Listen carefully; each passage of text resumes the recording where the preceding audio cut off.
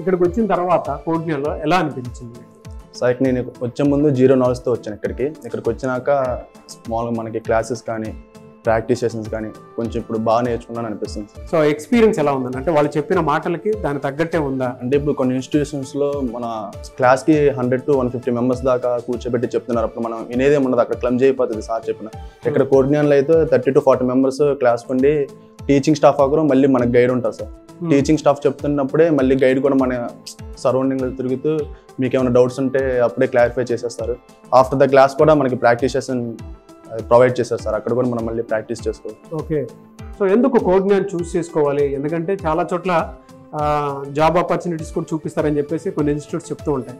వాటితో కంపేర్ చేసి చూస్తే ఇక్కడే ఎందుకు జాయిన్ అవ్వాలి? అంటే బయట అక్కడ మాటిస్తారు సార్, కానీ చేయరు. ఇక్కడ మేము చూస్తున్నాం మంత్లీ ఒక 30 to 30 ప్లేస్మెంట్ డ్రైవ్స్ కండక్ట్ చేస్తూనే ఉన్నారు మేము వచ్చిన దగ్గర నుంచి. 30 డ్రైవ్స్ వరకు ఉంటాయి ఇక్కడ పర్ మంత్. అంటే ఇక్కడ చేతుల్లో ఉంది. ఎస్ సార్, కనిపిస్తుంది మీకు? Yes sir.